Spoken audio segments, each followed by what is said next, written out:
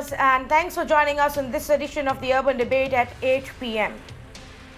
Viewers, we continue with our focus on the thousands of people in our country who are out there on the roads, on the streets, walking in the scorching heat, sometimes with no food, no money, no footwear, with children and luggage, and absolutely no idea how long it will take for them to reach their own homes. Now, yes, today the government tried to address this mega humanitarian crisis that we are staring at. But before we get into those details, I want to draw your attention to some of the visuals that have truly shaken us up, and I would want you to look at them as well. The first set of visuals comes in from Uttar Pradesh. It's self-explanatory. I don't need to describe what you're looking on your screens. A little boy, visibly exhausted, tired, resting on a suitcase as his mother drags on the luggage. They're obviously part of a big group that's walking. They're actually those set of migrants who've been walking all the way from Punjab to their own village in Uttar Pradesh. And through that travel, nobody has stepped up to help them or provide them any transport. Look at this visual, viewers. This is what we're doing to India's future. And not to say that when they were living in Punjab, they were perhaps very well off. We disregarded and ignored their pain and plight even then, because that's their life. But now, when we know that there is a crisis at hand, when we've been speaking about it for 6 weeks, it's unfortunate that we are still not able to do anything. Now, when the entire country's transport has come to a standstill, it's unfortunate that we can't find one single mode of transport for that little boy and his mother. On the other hand, this is the second visual that I wanted to show you. This is a visual of migrants who've reached Bihar but still haven't reached their home and are at a railway station fighting for the food packets. They would have traveled at least for 12 hours, 24 hours, 48 hours. We don't know where they came from.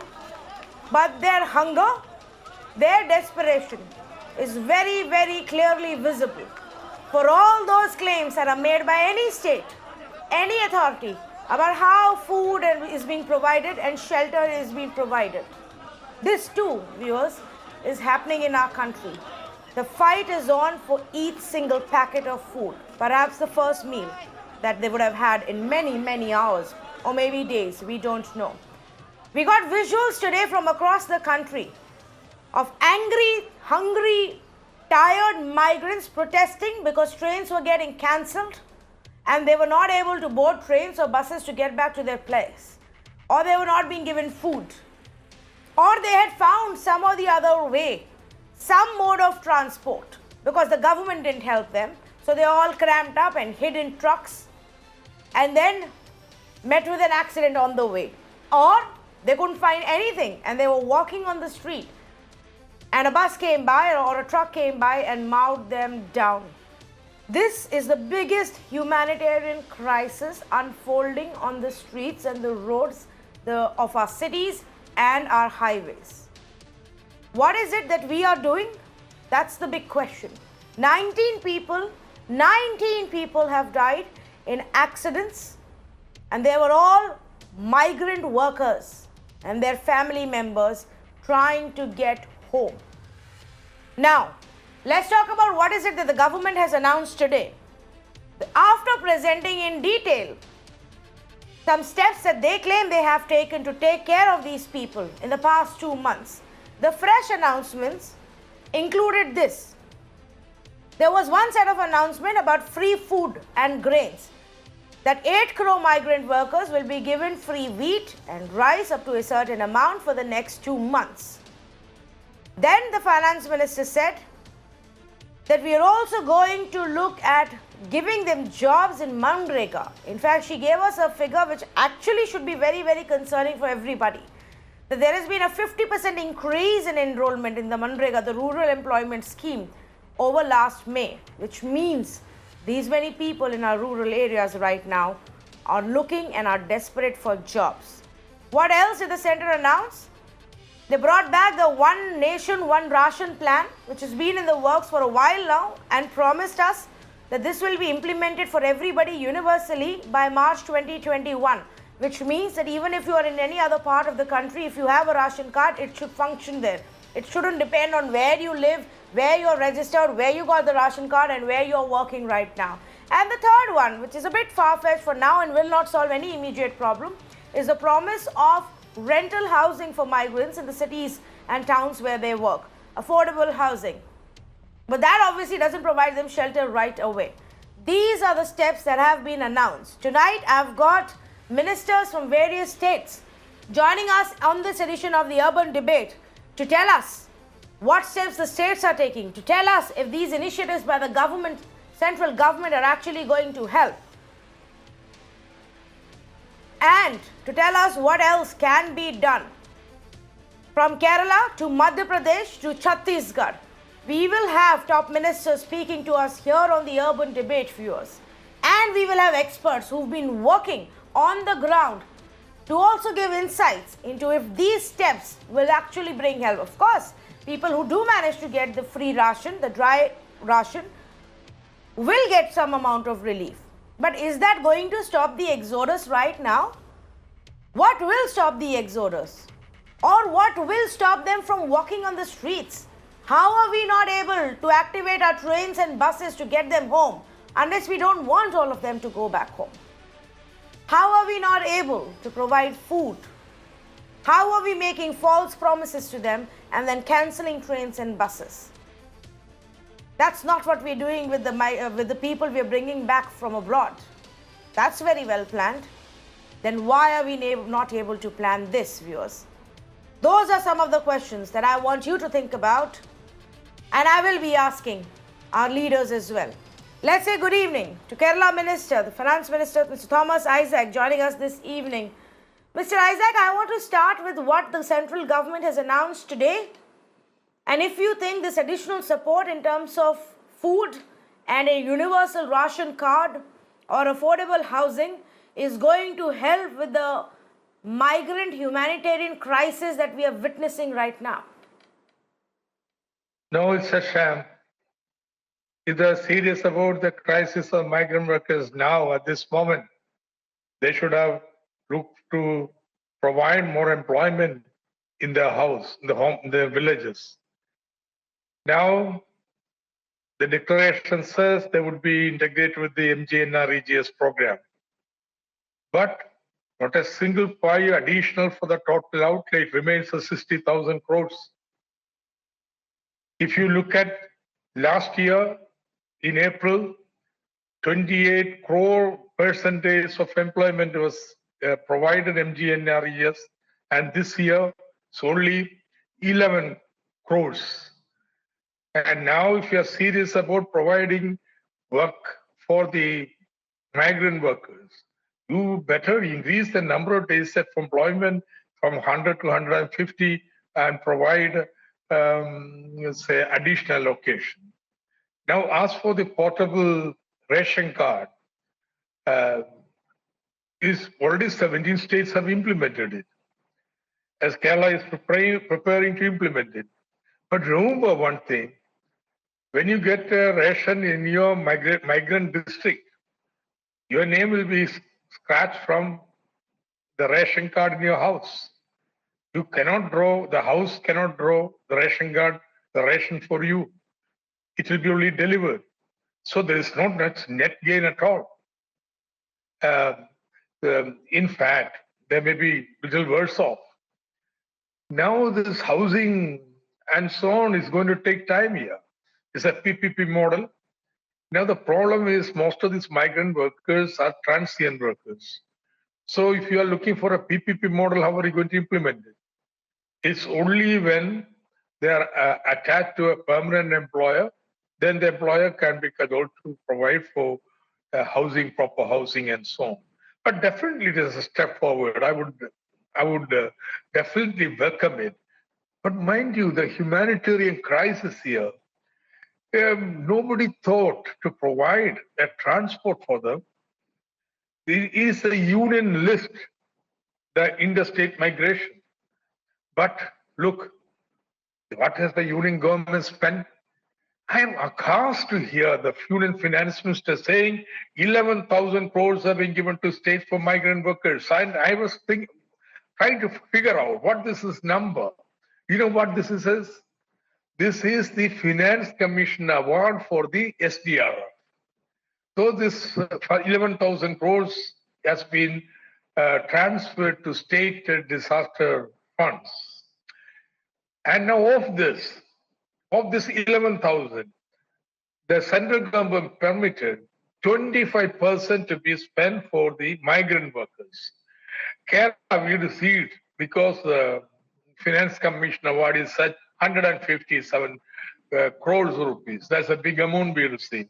And 25% could be provided for the migrant workers. Mind you, with this paltry amount, we've accounted for 65% of the camps of migrant workers and 45% of the migrant workers in the camp. See, you talk big. I'm just saying, why can't we 7,500 or 8,000 rupees be transfer credited to every migrant worker? Yeah, that's a support. So these are all big talks and very little being done. And what are you talking about now? Labor code and minimum wages and so on.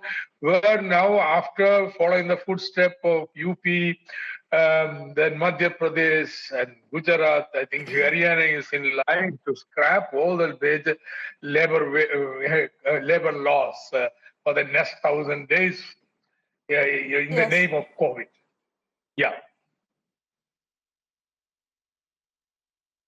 Mr. Isaac, did you think that was odd, or does that mean that perhaps the central government is actually working on a new proposal for minimum wages for all? Because on one hand, you have all these state governments that are right now diluting the labor laws, effectively doing away with the minimum wage, effectively giving the freedom to the companies to pay whatever they want to these people.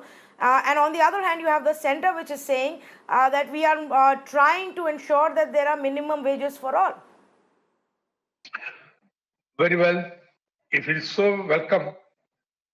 But they all belong to the same party, no? The BJP is governing the center, and all the states I named are governed by BJP.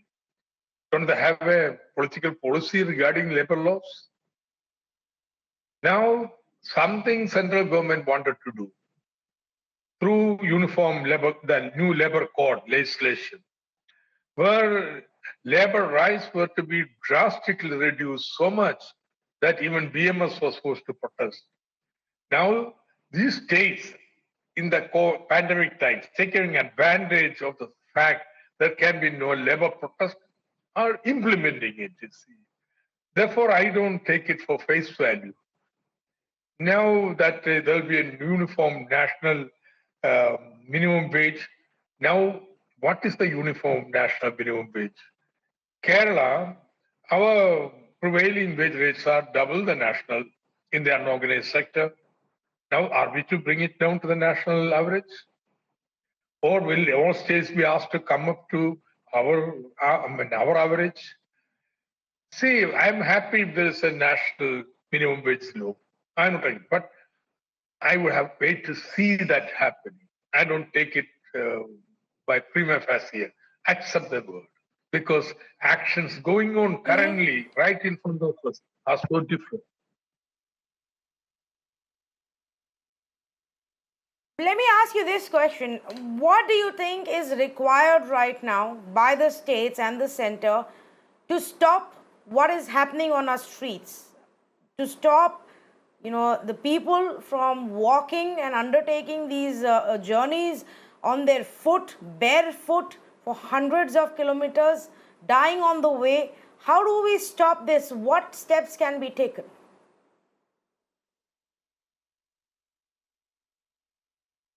Am I to respond?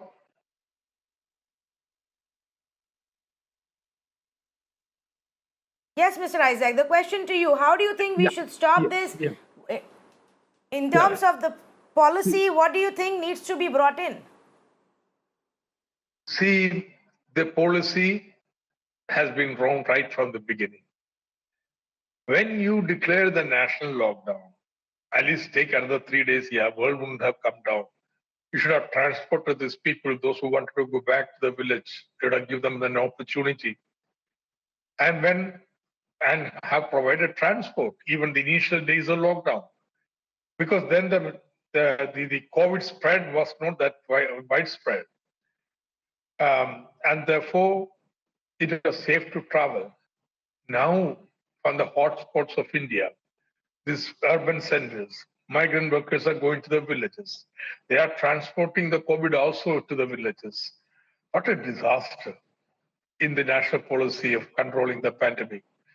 You are now going to spread it all over India. Yeah? You're going to have a big spike in the disease situation. Okay, that's happening. Nevertheless, now what do? You provide free transport to start with. That's what I say, free transport. Have more trains that will be transported. Use the buses if you want. But state should shoulder the entire responsibility and expenditure of the transport. That's number one. And when they alight at the village or at the center, in the state, provide at least a token amount of money, some income transfer to them so that they survive the next 1 week till they find some salary, some jobs here or there. Now, what is the responsibility that is being taken? Once again, I say that interstate migration is in the union list. It's the responsibility of central government to help these migrant workers in these times. And what have been done? 11,000 crores of rupees in the SDRF office, 25% can be sent by the state a permissive sanction. That is shirking the responsibility.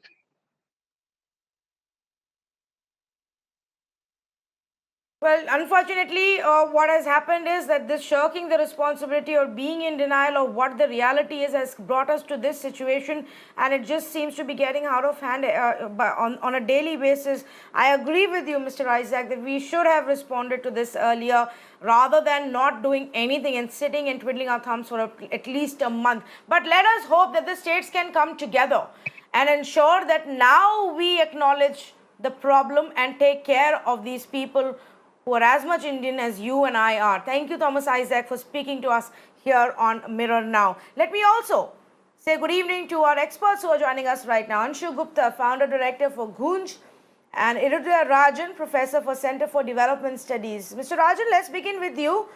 From what has been announced today and the background that was given by the Finance Minister of the steps that they have taken that they think will help the migrants, how much will that help us deal with the current crisis? No, I think I don't see anything great in the announcement because what I see it, this is the first time. This is the first time in the history of migration, migrants are going to their place, going back to their houses, going back to their states with empty hands. With empty hands, they never go with empty hands when they go back home. They always go with money. Either the Pravasis who are coming back or the migrants who are going back to their state. And this is the first time. That's why I was telling for the last 3-4 days, we should give them hard money transfer. At least 10,000 rupees per month. Last 2 months, they should get the cash in their hands. Food is fine. Food is only one way of kind. But I think we should start talking about giving them direct cash transfer to their account to all the migrants in this country. I think this is the first step we should talk about that, because giving housing for them, giving loan for them, or giving food for them, one ration card, all are fine, absolutely no problem. But right now what they require is that they need cash in their hands, which they don't have right now. Otherwise, can you imagine any time in the history of migration, migrants were standing in the railway station looking for money to go. They had money. They came to other states to earn money. They don't have in their states. That's why they are coming. Why people are pouring into Kerala? They are not making money in their states. Maybe in UP, Rajasthan, Bihar, they are coming to Kerala to make money. They are now looking for money to go back. Can you imagine the situation? So I think we have to be very serious about them. It is like a big refugee crisis. We should talk about Europe. So we are going to have a big crisis, and we are getting into the deep economic crisis in the rural areas. I think there is going to be probably there will be no food because the food is not enough. They need cash. And second thing is that this is the first time people don't want them. People, they are stigmatized. They are carrying what is called the COVID-19. I think this is the first time the family is not interested. States are not interested. Either the receiving state, no more train, or the sending state. Everybody tell them be there where you are. I think how long they can be there because there is no time limit. There is no time limit. In fact, there is no time limit because it will continue because the COVID is not going to leave us. COVID-19 is not going to rest in peace at least this year. It will continue for months to come. But we cannot hold them like bonded laborers. They have to move. They came on a free will to any state. No state has called them. No state has called them. So no state has any right to keep them. They want to go. They should be allowed to go. If they have no money, we have to pay them. We have to pay them not only the train fare. You have to pay them food. You have to pay them. Yes, and think about this, Mr. Rajan. Mr. Rajan, I agree with you, and you need to facilitate it. You need to arrange for transport if they want to go back. You cannot just, make these tall claims that, we've started the trains and we are going to bear the cost of it and let it be. It's not happening. Even now we are getting reports, of some places where migrants are having to pay for their transport. Even now we have governments who are saying, we will bear the cost. You were supposed to bear the cost from day one. Why are we in this situation right now? I want to, yes, just bring in Anshul Gupta as well. Anshu, you and your organization, I am given to understand, have been working on the ground. Fact of the matter is that, yes, while a big chunk of the policy making and implementation is the government's responsibility, now we've come to a point in this humanitarian crisis that even though society needs to step up, people need to step up and help out. Give us a sense of what you guys have seen unfold on the streets out there. So, to be honest, absolutely ashamed and shocked to see what is happening all across. I mean, yesterday only with my camera, I was just traveling to this, Mathura highway, Agra-Mathura highway. And there are people who are coming from various parts of Sonipat to whatever, and they are like, all set to go to Gaya. You ask them that how many days? They say 10, 15, 20 days, we don't know. We say, you have money? They say 100 rupees hai. We have 100 rupees. Where will you stay? Don't know. And people are just walking in groups and groups and groups. And so it's absolutely ashamed for sure, all of us. And I'm pretty sure that it's not an impossible task. All of us who are sitting inside home, we are okay with it. We know that we are near our dear ones and all that. I mean, in the time of crisis, if we just think a little bit emotionally, the way we have been thinking about ourselves, we also think about the fellow citizen, and the human being. That in this kind of crisis, you just need someone where you find comfort. I mean, why is such insecurity? Because the way we have been treating these people, not that migrants were not here, not that every single person was getting good food, but all these things were invisible. In the last 2 months, we have only made them insecure. I mean, imagine what a bad thing which we have done to ourselves if we really look into ourselves, that these millions and millions of people didn't trust any of the government, local government to whatever, no employer, no contractor, not even neighborhood. And despite knowing that there is no train and bus, they were absolutely ready to walk. They have never walked. Most of them who were just born, they were born in the big cities. They were not even born in the villages. And these little kids are walking. Good to see that some individuals, a lot of individuals have come up. Very, very proud and very good to see that the way the social sector has really responded to this disaster. Because if you see the issue of hunger and providing food in the last few weeks that is largely done by the voluntary sector, social development sector, and lots of individuals, fellow citizens that way. But I still feel that a large number of people are not understanding that what is the magnitude of the crisis, and this death on the road of the migrants has just become a number now. And that is also not a cumulative number. Every day we just hear So, some news. Anshu, that if I can just. Yeah. Yeah, I don't think anybody has a number. The states don't. They have depended on online registration portals to find out how many just want to come back. Nobody has a clue on how many are out there on the streets. The authorities on the borders have given up. They've just opened it up to say, okay, let's just go. Some of the states have now said, okay, we'll start bus services, find whoever is on the way and just drop them to our border. This is how haphazard this has become. I actually wanted to ask you that, from the people that you spoke to, these migrants who were walking down, what did they say? At no point did anybody at any state border offer them help.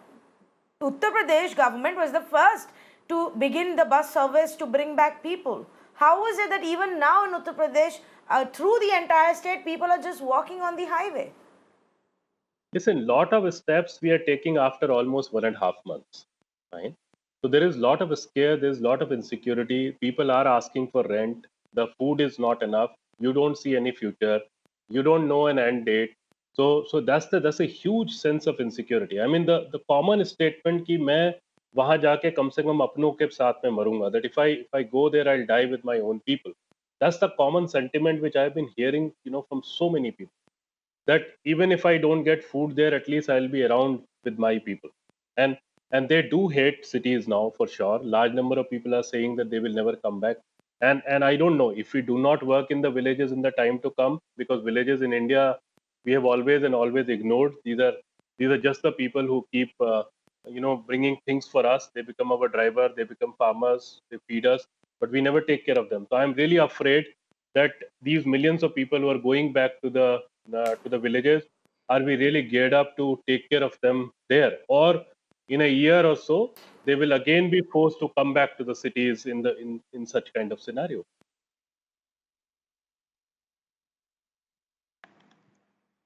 Yes, in fact, I will request you and Mr. Rajan to stay on with me, Anshu and Mr. Rajan, please do, because this is an issue that we want to, look into in detail and see what else can the authorities do.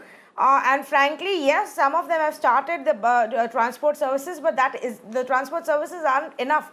Let's be honest about it. And there are so many public government buses and trains that are just standing there in the bus depots and in the yards that can be used. And I don't know why they're not being used. But before that, I want to bring one more ground report. Now, even from Rajasthan, people are walking down all the way to Uttar Pradesh, to Bihar. They don't know when they're going to reach, but they have no other option but to just get out and start walking. Like Anshu was saying, they've lost faith, in the state. They all very patiently did wait for 1 month. And then when things got dire is when we saw this entire, giant exodus begin. So this is a story of a family of pipeline diggers, viewer, who were left stranded in Rajasthan's Jaipur after their contractor abandoned them in the month of March. With no job in hand and no money, the family has now decided that they're going to walk all the way back to Jhansi in Uttar Pradesh, which will be roughly about 400 kilometers, if not more. And they have no option but to go on foot. Look at this report. This family of 10 people have started from Jaipur and they would go all the way to Jhansi, nearby where their village is. And what they say is that their contractor has ran away in March itself, and they have been somehow surviving in Jaipur, but now there is no avail and they have no option but to go back to their home in Uttar Pradesh. अब हम परेशान हो गए थे, खाना पीना हमारे लिए बंद हो चुका था, इसलिए हमें गांव जाना। गांव है हमारा महोबा जिला में। अच्छा, यूपी में? हाँ, यूपी में। कितना दूर है यहाँ से? यहाँ से तो काफ़ी 700 किलोमीटर करीब है। खाने पीने के लिए कुछ है नहीं, 2 महीने से काम बंद पड़ा हमारा। पहले खाना आ रहा था, खाना बंद हो चुका 10-15 दिन से, तो बेबसी में घर निकलना पड़ रहा है हम लोगों को। बच्चे छोटे छोटे कहाँ लेके जाएंगे इनको? पर अभी तो आपको 500 किलोमीटर चलना है। हाँ जी। चलेंगे, कोई दिक्कत नहीं है। This is one more report that I want to bring you again. Arvind has got us this report, and this one is about workers who used to work in be employed in a steel factory. 8 steel plant workers from Jodhpur are now cycling back to their hometown in Bihar. From Jodhpur in the desert of Rajasthan, in the middle of May, they have decided and they have gotten out on their cycles to reach Bihar. And they are determined that they will cover this 1100 kilometer distance just because they want to be home. They have no jobs, they have no income, extremely worried about what's going to happen in their future. They don't know whether they should stay back and for how long, what will happen next. Completely disillusioned with the promises that have been made to them by the authorities. Take a look. This group of migrant workers on cycles have started from Jodhpur. They have already cycled for more than 400 kilometers, but they would have to go all the way to Ara district and Bihar. What they say is that government is promising that work will start again, but nobody tells them when and how. And this is the dilemma with which they are going back to their homes. धंधा कहाँ चालू होता, धंधा चालू होता तो हम लोग क्यों इतना संकट काटते जाते हैं। एक शौक लगा है तो नहीं हम लोग का। खाने पीने का क्या करते हो? मैंने देखा ये चने है, बिस्कुट है। अच्छा। और क्या? अब देखें कि अब 2 महीना और रहे, 1 महीना और रहे तो हम लोग क्या खाएंगे बैठ करके। नीतीश सरकार बोलते हैं कि हमारा आदमी नहीं आएंगे। अरे तुम्हारा आदमी जब नहीं आएंगे तो तुम्हारा आदमी जहाँ है वो क्या खाएगा वहाँ पर? वहाँ खाएगा तो उसका घर परिवार घर क्या खाएगा? Joining me right now is Mr. Kamal Patel, Cabinet Minister of Agriculture Department in Madhya Pradesh. Kamal Patel जी नमस्कार, धन्यवाद हमसे बात करने के लिए। एक बात नहीं समझ में आ रही है पटेल जी कि अब तो इतने दिन हो गए हैं, फिर भी ये जो माइग्रेंट्स का प्रॉब्लम है ये रुक नहीं रहा, चलते चले जा रहे। देश भर में आप आज किसी भी कोने में चले जाएं, लोग अभी भी हाईवेज पे, सड़कों पे चल रहे हैं। क्यों कोई भी सरकार, राज्य सरकार कुछ कर नहीं पा रही? देखिए, मध्य प्रदेश ऐसा राज्य है जिसके 7 राज्य उससे जुड़े हुए हैं। अगर दिल्ली से आएगा, मुंबई जाना है तो मध्य प्रदेश होके जाएगा। अगर महाराष्ट्र से उत्तर प्रदेश जाना है तो मध्य प्रदेश होके जाएगा। अगर उसको बिहार जाना है तो मध्य प्रदेश होके जाएगा। राजस्थान जाना है, महाराष्ट्र जाना है, कहीं है। और इसलिए हमारे मुख्यमंत्री माननीय शिवराज सिंह चौहान जी ने सभी अधिकारियों को सरकार ने निर्देश दिए हैं कि मध्य प्रदेश की सीमा में जैसे ही कोई पैदल आता है उसका स्वागत किया जाए, उसको पानी पिलाया जाए, उसको भोजन की व्यवस्था की जाए, उसको सैनिटाइज किया जाए, उसका परीक्षण किया जाए और उसके बाद बस से उसकी महाराष्ट्र के, अगर उत्तर प्रदेश से आ रहा तो महाराष्ट्र की सीमा तक निःशुल्क बस से उसको पहुंचाया जाए, रास्ते में पानी और भोजन की व्यवस्था की जाए।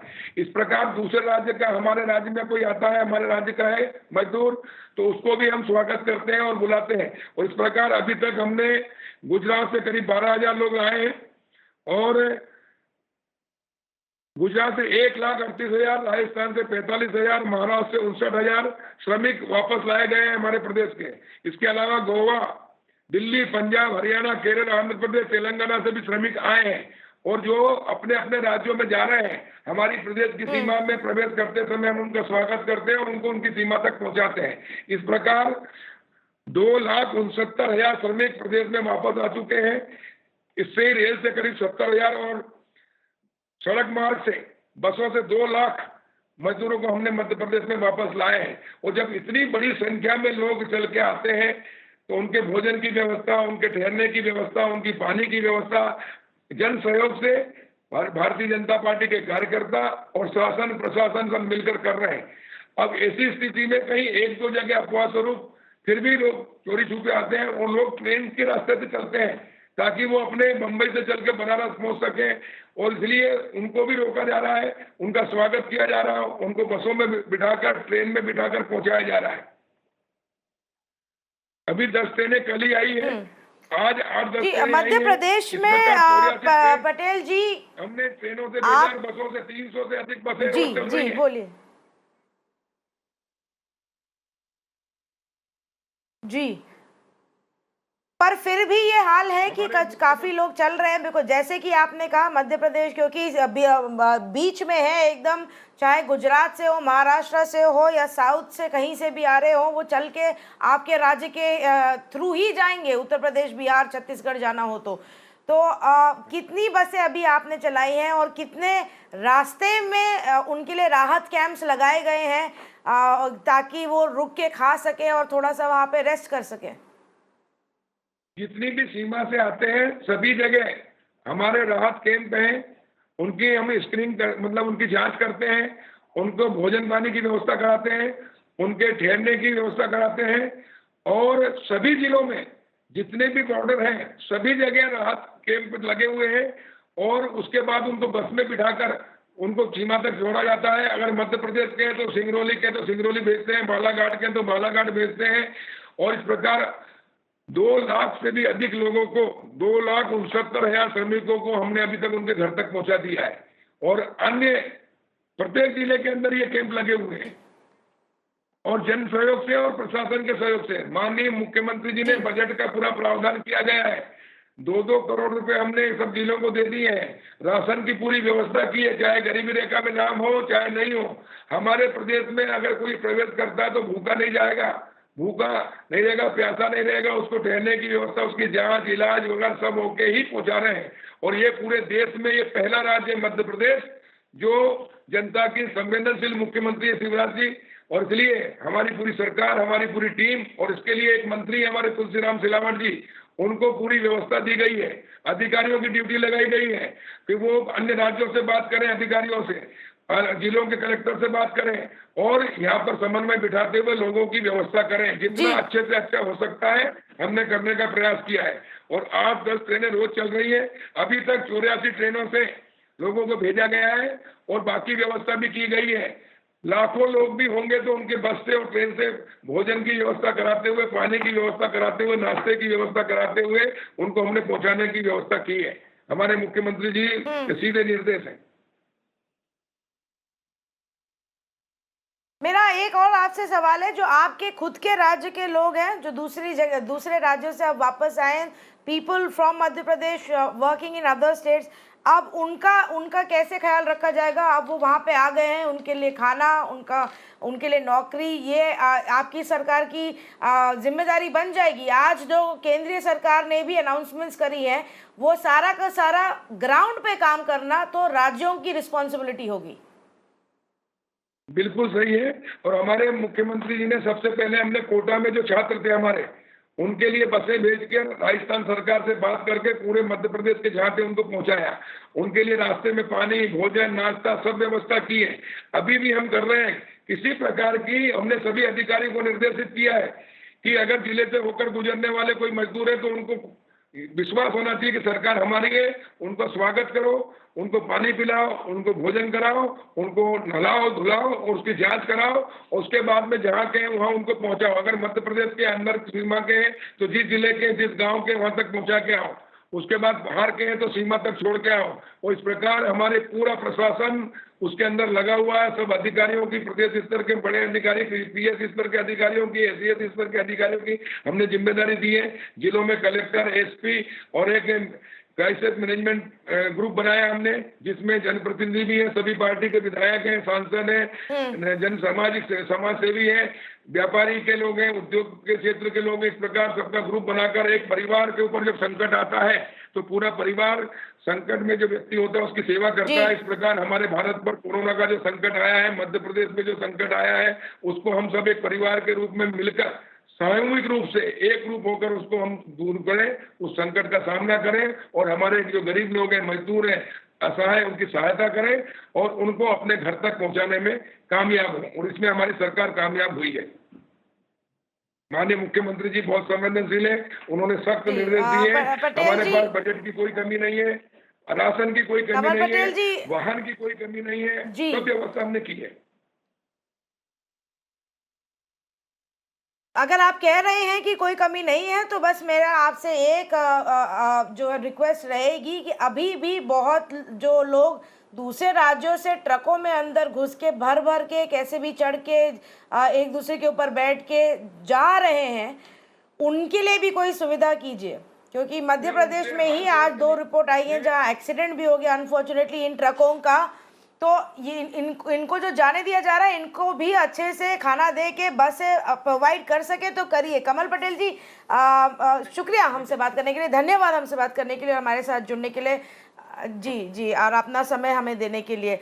If I can just go back to Mr. Rajan, fact of the matter is, they've lost faith, as Anshu was saying, in the authorities. They have run out of patience, and there is no stopping them. You know, despite the fact that trains and buses are being planned overnight, it can't happen that everybody gets it, and so they have set out. So should the focus not change to saying, okay, at least on the way, on these highways, let's put out buses, pick up people wherever they are and drop them to the borders, provide shelter camps, provide them food on the way. I don't see too many governments doing what the Madhya Pradesh minister was just mentioning that they are attempting to do. I think we should put as a priority because they came on their own to respective states for work. Now there is no work, there is a lockout. When they are going back, I think we should facilitate them the smooth travel back home with food, with all facilities, because they should reach back. You don't need even, you are not giving money to their hands. I think at least you should allow them to reach home safely, because if there would have been vehicle, there would have been train, there would have been bus, they would not even look for it. That's why I was telling to some people, even the lockdown could have been delayed by 5 days for the migrants in the beginning of, in the end of March. Probably we were talking about 500 COVID cases. Even I don't think they would have transported so much COVID to the villages. Now we are talking about 70,000 and they are going back to respective states. So we are getting into both economic crisis and health crisis. So I think we should sort it out very soon. We should not delay this process. Let them go back to their place, and they are safer, they feel, and they are comfortable. Like, you know, already somebody told, I don't mind going back to my village and maybe die there rather than dying on the road or on the some another state which I am not familiar. I think we should facilitate their passage with all means. Both state government, what is called the sending states and receiving states, should facilitate their safe return as soon as they can, and the central government should provide them along with the state government, what is called the cash transfer to them, so that they have a decent life for the next 2 to 3 months.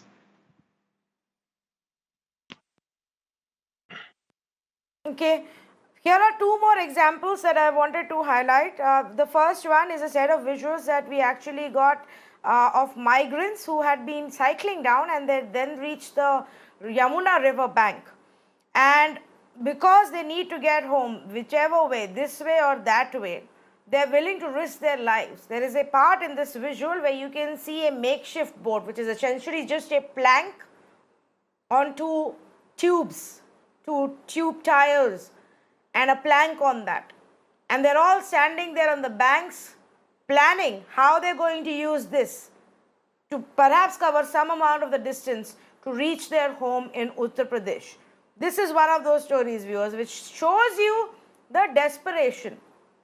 And imagine what they would have gone through in the past few weeks if they're willing to risk their lives in such a manner. The second incident that I wanted to highlight was what happened in Bhuj, in Kutch today. Now, about 1,000 workers got really angry. Migrants got really angry. They protested. They blocked the highway. They even resorted to stone pelting. And this is actually a fear of most state governments, that such situation may arise if they don't help out the migrants now.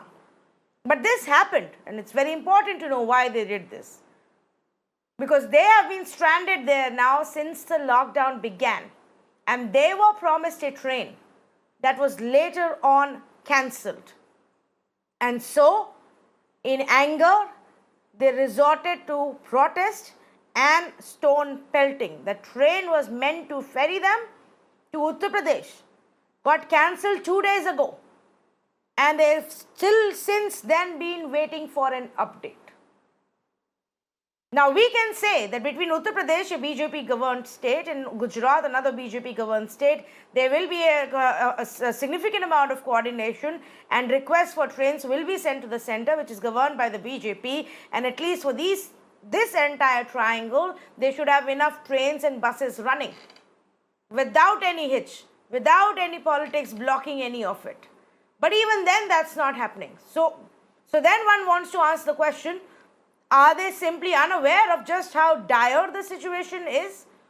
Can the Gujarat leaders not reach out to these people, take care of them until there is a train provided? We've just abandoned them, left them on the streets to say, okay, there are some shelter camps, go and get the food from there and we'll tell you when the train is available. Some amount of apathy refuses to go away. And every single person who fails these people in such a manner should be ashamed. We all should be. We knew about this problem 6 weeks ago and we didn't do enough until now. That's the problem. Anshu, what should be now the solution? What do we do? You can't stop people from moving. They've obviously run out of patience, like you said. They don't trust the government. The announcement about free ration and rental housing aside, what needs to be done right now for the humanitarian crisis? Listen, what are people asking for? People are saying, we want to go home. That's it. And what are they asking for? Just maybe a meal or two basic meals a day. They lost trust on every single employer, company, contractor, everyone, right? And there is a desperate situation to go home. So the only solution is, if we want to, keep it as a good humanitarian issue as of now and settle down here, is that we just do as much as possible so that people go home. And it is 100% doable. I cannot, all this physical distancing, I am against the word social distancing, because at the end of the day, right now, you need to be very close socially. It is a physical distancing. So that physical distancing and all in this scenario we have been watching for last many days, it's not possible to maintain, because the way these pictures which you are showing is a proof of that. So the basic food. And the second is that if we all can arrange for people to go back, whatever way we can, because if a mother has decided to go and walk 500 kilometers with a kid on a suitcase, I can tell you that no one can stop her. So it's better that we make her life as a fellow citizen, make her life easy, so that on the way she does not die, her kid does not die. And so I mean, I don't think we really have to think more about it. These are, as of now, this is a solution, and then we come to the second level and see that now people have reached somewhere. How do we revive the economy? How do we say that people will work in the factory? How do we open up? But the crisis need to be tackled right now in terms of hunger and travel. That's it. And these are the people, I'm really, this is something I've been raising, that the world is divided in two clear parts right now. One, the people who have food, the other people who do not have food. The people who have food are inside the walls. The people who do not have food are outside the walls. And who are these homeless people? The people who made home for us. Who are the people, in the queue to ask for 100 grams of rice, are the people who have been feeding us. So I think it's the society, and when I say society is government to individuals, to companies, to everyone. This is our chance to pay back. It's our chance to not give back, but pay back. Because we have a karja. We have a karja of these people. I am sitting inside my home because someone made it. Yes. Simple. So individually we all need to think, and the governments also need to be, thinking about it, that we cannot stop this mother now. I can tell you. I've spoken to many people. You cannot stop. It's very simple thing is that we come out with some solutions to make sure that she reaches home. That's it. What else can I say? Yeah, we cannot stop her. Yeah, I know. Cannot I stop. know. In fact, what you said. Thank you so much for highlighting that, because I want to, I wanted to bring that up as well. That when these people were in our cities and literally running our cities, being the lifeline from construction to factories, manufacturers, services, from the shops to the cabs, they literally run everything in our cities. Then we didn't mind it at all. And now that they have left, Now that they are jobless, now that they have no food, no water, we've completely forgotten them. We literally, our lives are dependent on these people. And we have abandoned them tonight.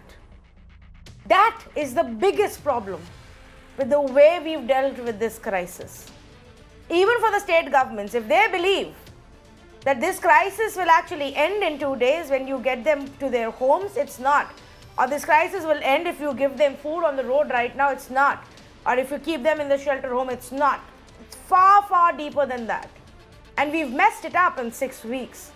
But if we don't at least accept it and admit it now, then it's just going to blow up and worsen from here on. Just one statistic I want to highlight.